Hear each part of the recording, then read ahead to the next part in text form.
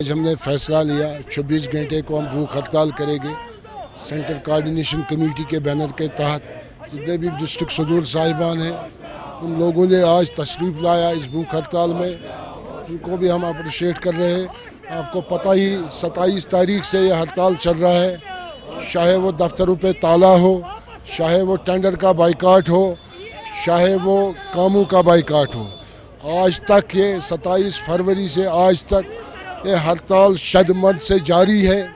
یہاں کی سرکار ٹس سے مس نہیں ہو رہی ہے. مجھے لگ رہا ہے یہاں کی سرکار یہاں کشمیر کی ڈیولپمنٹ کے حوالے سے سیریس نہیں ہے.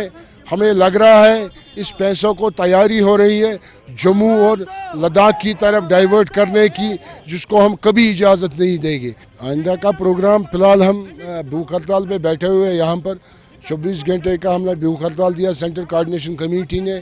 اس کے ساتھ ساتھ اگر اس سے بھی مسئلہ نہیں حل ہوا, جو ہماری آؤٹ اسٹینڈنگ ہے جس سے ہم نے کام کیا, یہاں کے ڈیولپمنٹ ورک جو ہم نے کیے یہاں پر, ان کاموں کو ہم پھر مسمار کریں گے. پھر ہمیں پیسے کی بھی ضرورت نہیں ہے.